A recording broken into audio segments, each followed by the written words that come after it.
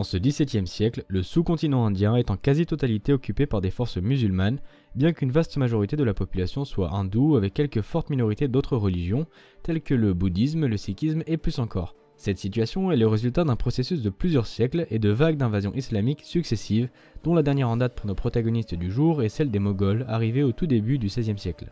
La doctrine politique qui est appliquée, à l'exception de rares dirigeants éclairés tels que l'empereur moghol Akbar, est celle des conquêtes islamiques, avec certaines nuances selon les dirigeants. Inutile de vous dire que les envahisseurs, bien que devant composer avec leurs sujets d'autres religions, n'avaient que rarement un immense respect à leur égard. L'histoire des Sikhs abordée dans un épisode précédent en est une illustration. Tournons donc notre regard vers le centre de l'Inde. Dans le Maharashtra occupé par le sultanat de Bijapur, né le 6 avril 1627 dans le fort de Shivner, non loin de Pune, Shivaji Bhonsle, fils de Jijabai Jadhav et Shahaji Bhonsle. Shahaji, le père de Shivaji, est un général mercenaire marathe ayant connu un parcours tumultueux avant de se mettre au service du sultanat de Bijapur, royaume musulman contrôlant une partie importante du centre de l'Inde, et d'en recevoir des terres dont fait partie la région de Pune. Le jeune Shivaji est principalement éduqué par sa mère Jijabai et le tuteur que son père lui attribuait, Dadaji Kondev. Sa mère lui assura une éducation morale et spirituelle, lui inculquant de fortes valeurs hindoues, tandis que son tuteur lui apprit à administrer un territoire, en l'occurrence Pune, et le laissa développer son caractère de meneur ainsi que l'incita à faire son éducation militaire, notamment avec des jeunes maraths locaux, lui assurant tout à fait naturellement d'excellentes relations avec de nombreuses couches de la société marathe. Le jeune Shivaji prend dès l'adolescence comme divinité tutélaire la guerrière Bhavani, l'une des formes de Parvati, femme du dieu Shiva. Il se marie à l'âge de 13 ans avec la tout aussi jeune Saibai, avec laquelle il aura au cours de leurs 19 années de mariage 4 enfants, 3 filles et un fils. Quelques années plus tard, en 1645, on lui prête la formulation du Hindavi Swarajya, c'est-à-dire littéralement l'autogouvernance hindoue. Un concept similaire est développé bien plus tard par Gandhi qui parle de Swaraj, en langue hindi, signifiant l'autogouvernance mais cette fois pour l'Inde dans sa totalité et sa diversité. Vous commencez sans aucun doute à cerner le potentiel du bonhomme à faire trace dans l'histoire, un gaillard bien formé à la gestion et à la guerre, imprégné de valeurs à la fois morales et spirituelles, auquel on laisse l'espace pour exprimer son ambition naturelle. Le décor est en place, l'ascension du héros peut commencer. C'est en 1647, à la fin de son adolescence, que Shivaji devient tout à fait légalement le dirigeant effectif, épaulé de son tuteur, d'une partie importante des terres de son père, qui est alors un personnage éminent de la cour du sultanat, du fait de ses compétences militaires.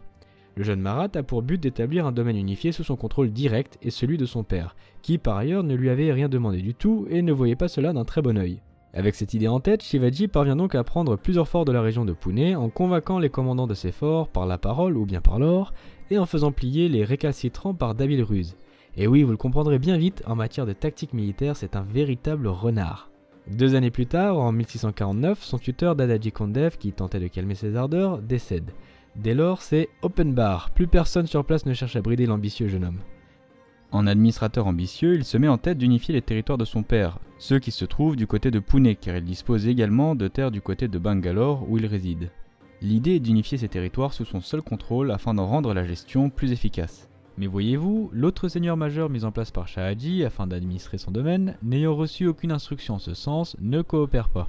Shivaji prend alors le devant et parvient une fois de plus par une ruse, ici consistant tout simplement à lui tomber dessus au moment où il s'y attendait le moins, à capturer le seigneur sans violence pour ensuite le renvoyer avec ses briques et ses brocs à la cour de Bijapur. Le voilà donc installé à la tête d'un territoire tout à fait décent, la totalité de celui de son père dans cette partie du sultanat, lui permettant d'envisager plus. Les prochaines cibles sont en revanche bien plus sérieuses. C'est par la force ou la diplomatie que Shivaji s'empare de nombreuses villes et forts dans la région du Konkan voisin, cette fois tenues par des seigneurs musulmans arabes et abyssiniens.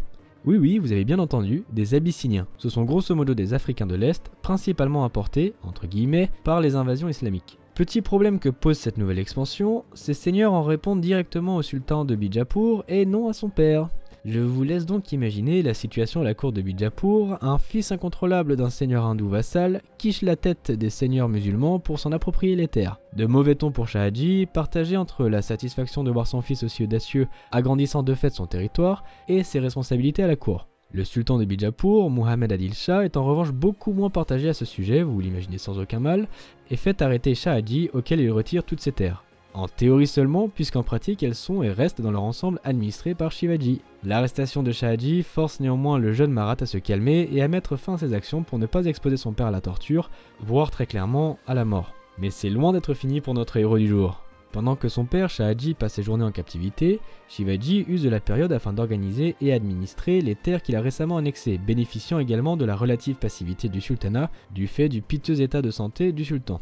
En 1655, son père est enfin libéré, et si vous avez bien cerné notre sujet du jour, vous devinez sans problème la suite. Mauvaise idée Mohamed, mauvaise idée. Shivaji reprend l'initiative et s'empare de nouvelles terres au sein même du sultanat dont il fait théoriquement toujours partie.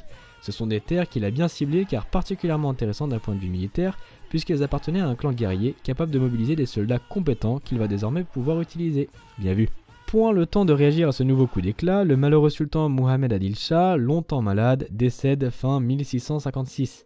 Son fils Ali Adil Shah II devient dès lors sultan de Bijapur. Mais, petit cadeau de bienvenue, ce dernier doit immédiatement essuyer des attaques non pas de la part de Shivaji, mais du gros balourd voisin, l'empire moghol. Profitant du trouble de la succession, le prince moghol Aurangzeb, fils de l'empereur Shah Jahan, cherche à s'emparer du trône bijapuri. Le petit détail qui va bien est que, par ailleurs, les Moghols sont censés être les alliés du sultan. Ah, c'est une brillante alliance, à n'en pas douter. Retournement de situation à la Game of Thrones, alors que les Moghols ont ravagé les terres du sultanat et se trouvent désormais aux portes de la capitale, la couronne d'Ali Adil Shah II est sauvée par la mort de l'empereur Shah Jahan, qui pousse Aurangzeb à abandonner sa conquête du Bijapur afin de revendiquer le trône de l'empire moghol face à ses frères.